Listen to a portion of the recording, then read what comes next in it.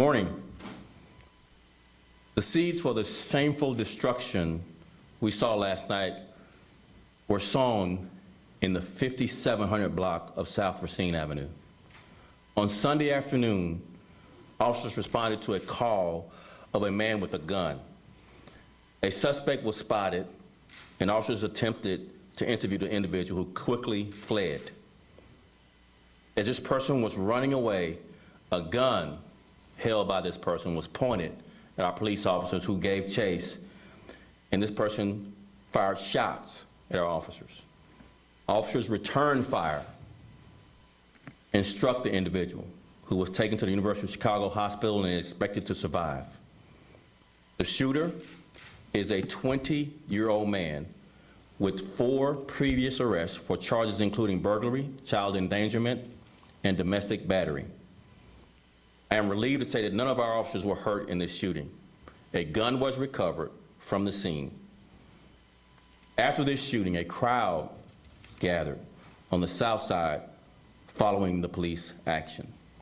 Tempers flared, fueled by misinformation as the afternoon turned into evening. CPD became aware of several social media posts encouraging looting downtown. Officers were dispatched to our downtown area once we got word of the social media posts. 400 officers were dispatched to our downtown. As the officers arrived to our downtown, the first incident happened at a store near the 87th and the Dan Ryan Expressway. Soon, car caravans were headed into the loop. This was not an organized protest. Rather, this was an incident of pure criminality. This was an act of violence against our police officers and against our city. As of now, Chicago police have made more than 100 arrests for looting, disorderly conduct, battery against police, among other charges. A total of 13 officers have been injured throughout the night, including a sergeant who was struck with a bottle. Another officer had his nose broken as he fought with a group of looters. In the last 7 days, a total of 9 officers have been shot at in Chicago. What we are seeing is violence against police. A security guard and a civilian were struck by gunfire during the melee last night in our downtown. They were both taken to Northwestern Hospital in critical condition. 5 guns were recovered during these incidents. In fact, CPD has recovered a total of 149 guns this weekend. Another 164 guns were handed in as part of a gun turn-in event on the west side. Gun arrests in this city are up 15% this year compared to 2019. In one incident last night, officers were arresting a looting suspect at Michigan Avenue and Lake Street.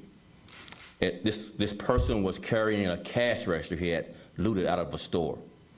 As officers were making the arrest, another vehicle passed by the officers and fired shots at the officers as their vehicle turned the corner, resulting in an exchange of gunfire between our officers and these suspects. A bullet was found lodged in the cage of the police vehicle. So far this year, Chicago police have recovered 6,189 guns. Each of these guns recoveries, as you can imagine, has the potential to turn into a deadly force encounter with police. As for the weekend figures, officers made an outstanding arrest for murder, 8 outstanding arrests for criminal sexual assault, and 2 outstanding warrant arrests for robbery, and 5 arrests for aggravated battery. Friday through Sunday, 6 p.m. to 11:59, there were 31 shootings throughout the city, 3 of which were murders. These shooting incidents and the looting we saw overnight are completely unacceptable. Criminals took to the streets with confidence that there would be no consequences for their actions. Let me say that again. Criminals took to the street with the confidence that there would be no consequences for their actions. And I, for one, refuse to allow these cowardly acts to hold our city hostage. CPD will not stand by as our beautiful downtown becomes someplace that people fear. I have instructed our detective units to create a special team of investigators to look at the hours of pod camera footage from last night. We have high-definition video of suspects and vehicles. If others have security video, would you please forward them to cpdtip.com.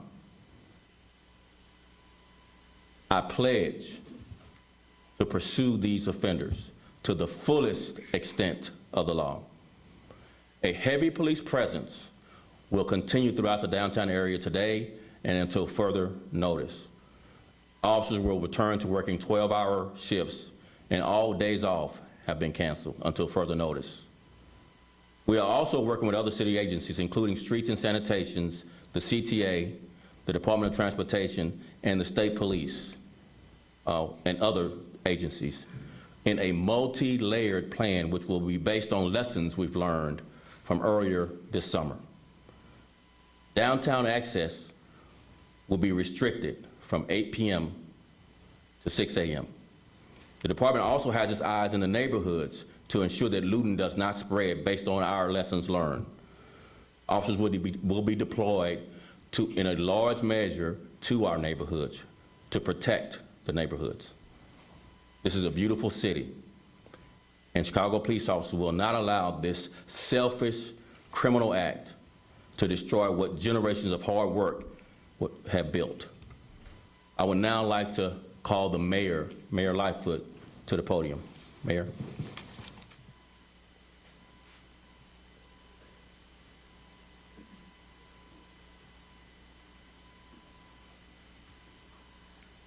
Good morning, everyone, and thank you, Superintendent. I want to acknowledge Alderman Chris Taliaferro, our chairman of the Public Safety Committee and City Council, as well as Rich Gaitis, and members of the command staff, including First Deputy Eric Carter.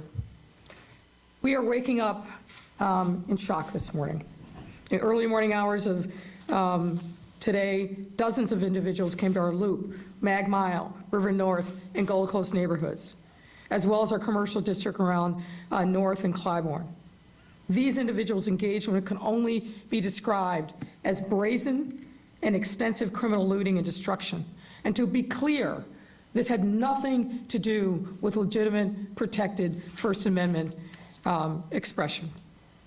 As the superintendent said, we are currently investigating reports that this activity was connected to a shooting and resulting activity that took place in Englewood yesterday.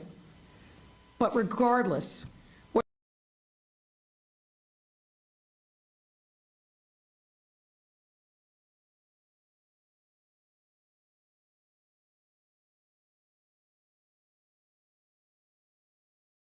First Amendment protected speech. These were not poor people engaged in petty theft to feed themselves and their families. This was straight up felony criminal conduct. We have activated a neighborhood protection plan, as the superintendent alluded to, which involves city agencies like Streets and Sand, CDOT, Aviation, working coordination with the Chicago Police Department. These resources are being deployed throughout our city to protect our neighborhoods. And likewise, these measures will be in place for the foreseeing days until we know that our neighborhoods are safe. What happened in our city last night and this morning, of course, is deeply painful for every Chicagoan. As the superintendent said, this was an assault on our city.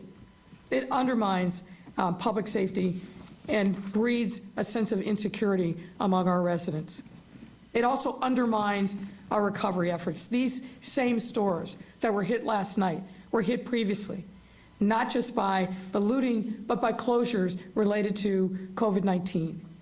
Stores that were targeted were more than just large chain stores. They were all small businesses and restaurants, representing our city's jobs and livelihoods, all of which were in the process of recovering or on the verge of recovering and getting back to work. And now this.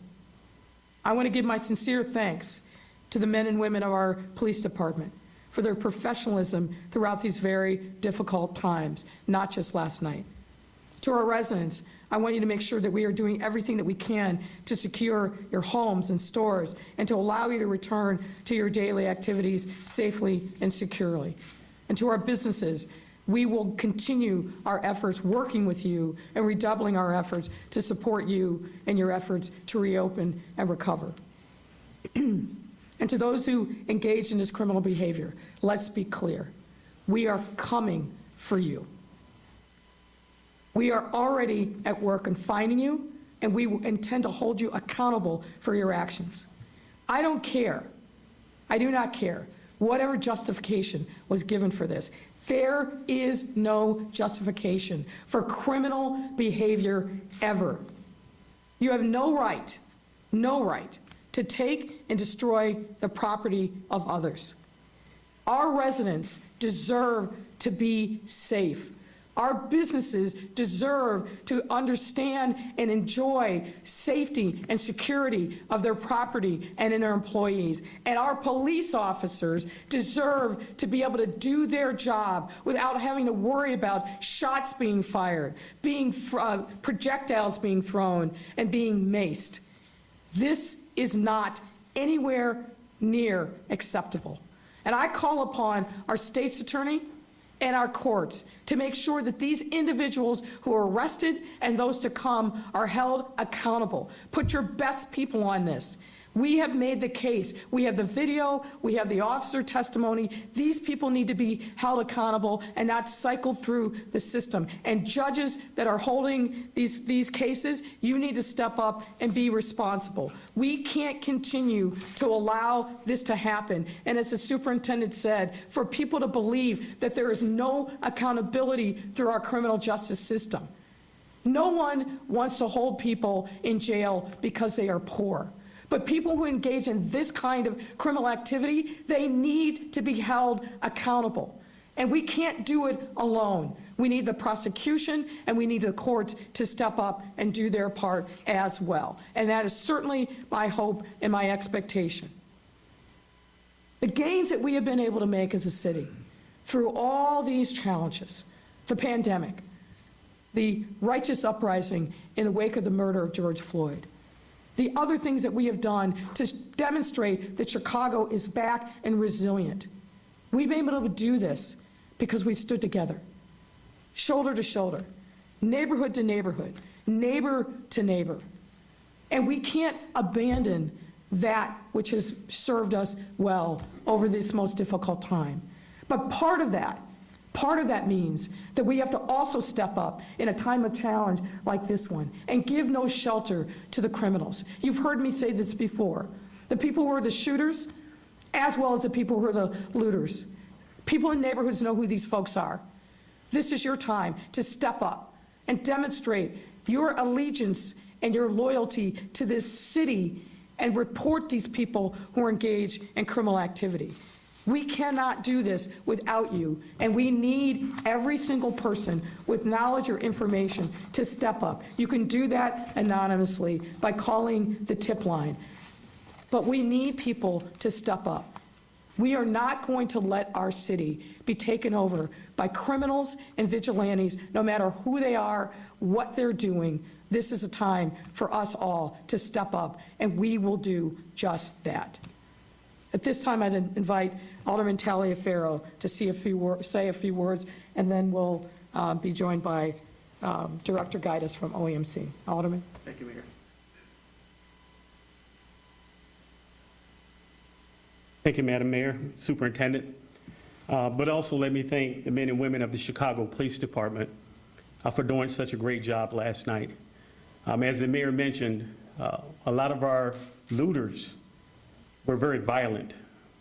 There's reports of those being shot and those being injured as a result of the lawless actions last night. But Chicago still is a world-class city. We stand on a foundation of great builders, and we will continue to build this city. Chicago is and will always be a world-class city. We are still faced with social and racial injustices and inequalities in this city, but we are facing those head on. We will continue to build on this city, but let me be very clear Those that acted last night and in the early mornings were not acting on the basis of social or racial inequalities or injustices that we face not only in this city but throughout this country. They were acting on mere opportunity, and that's opportunity of gain. But despite that, we're still going to bring you a city that we could all be very proud of. I echo everything that our mayor and our superintendent have said. Those that are responsible need to be held accountable for their actions, and there will be accountability. We saw you, and we will come after you, because we cannot tolerate lawlessness in the city of Chicago as we continue to build. Thank you, Mayor. Thank you, Superintendent. Thank you, Mayor. Thank you, Alderman. Chicago is a world-class city, and we're going to make sure that it stays that way. Yesterday, we had a significant amount of resources that were already deployed throughout the city.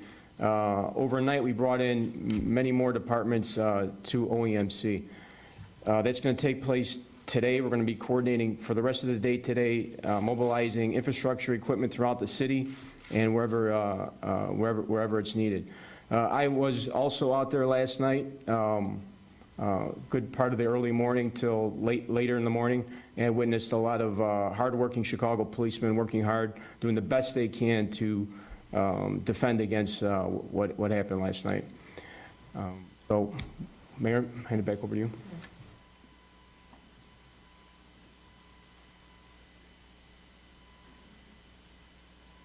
Craig, we'll take some on-topic questions. I think you know that we're doing a stand-up here shortly, so we'll have opportunity for additional questions at that point. Go ahead. I didn't know that, but thank you, Mayor. Let's just talk about the intelligence. A lot of people want to know, what kind of intelligence did you have about what was going on there? It seems, Superintendent, even though you said you had 400 officers downtown, you were outgunned.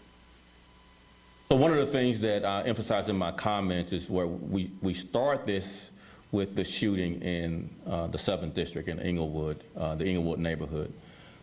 And from that police-involved shooting of the 20-year-old who shot at the officers first, a crowd began to grow and become very intense interaction between the police on the scene as we processed the crime scene and the officers there to make sure the crowd stayed out of the crime scene. So that grew and grew into the late night hours on yesterday.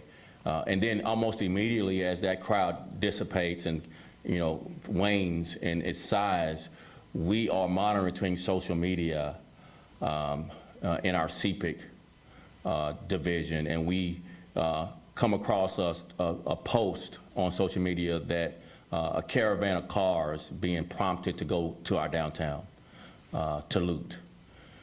Within 15 minutes, we respond, and almost immediately the caravan is in our downtown area. So this is a 15, 30-minute window of intelligence information about potential looting with caravans of cars going downtown, and our response to sending 400-plus officers. And I just want to emphasize, we made 100 arrests of looters for disorderly conduct, battery to officers, and theft, along with several officers being injured, several officers being shot at. So when you talk about being overwhelmed, I'm not sure I can digest when officers are doing their job of making an arrest and being under the threat of being shot at. I would do nothing but applaud the efforts of the Chicago police officers in response to a social media post and almost immediately caravans of cars going to our downtown area. People are going to wonder, well, why weren't more officers brought downtown? It seemed like the response was slow, that the looters were just going and doing whatever they wanted, regardless of how many police got. So again, I made this point in my comments. These looters act as if there are no consequences to their behavior. And they based that on what happened previously, that we made a lot of arrests during May and June. And not many of those cases were prosecuted to the fullest extent. And I think that's my point and the mayor's point. We have to have consequences for the arrests that Chicago police officers make through great threat to their own safety They're being shot at to make these arrests. And these looters, these thieves, these criminals are emboldened by no consequences in the criminal system. They get released. Many charges get dropped.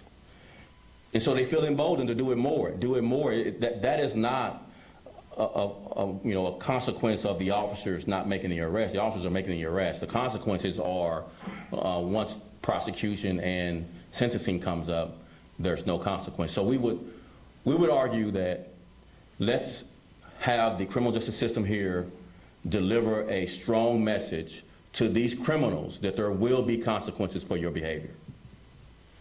It almost sounds as though you're saying this is, the reason we have it is because the courts and the prosecutors were not doing their job, that they were going too easy on the looters from the last time around. Am I Don't understanding take you? it from me, just go by what's been done.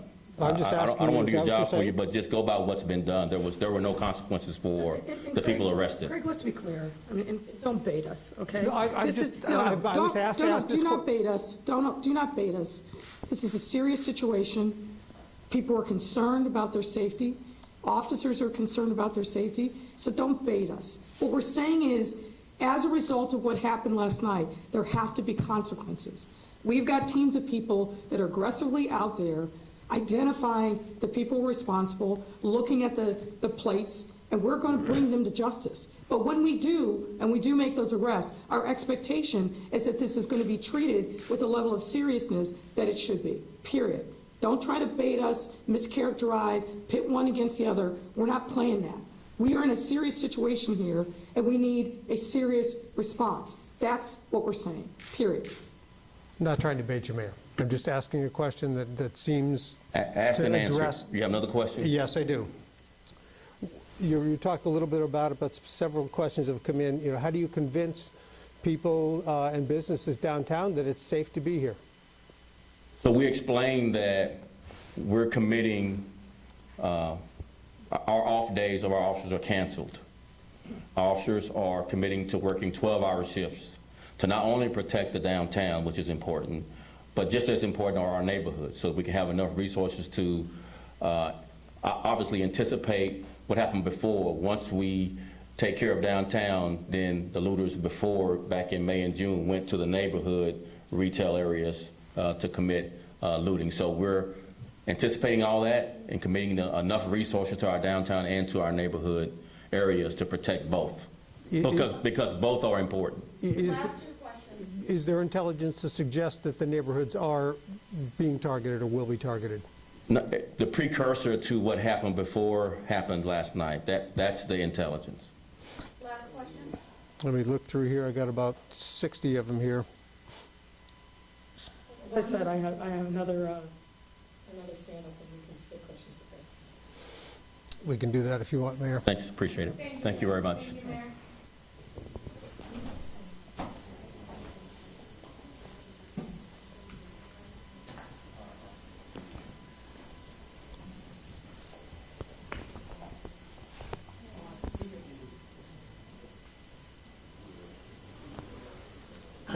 What's this other availability?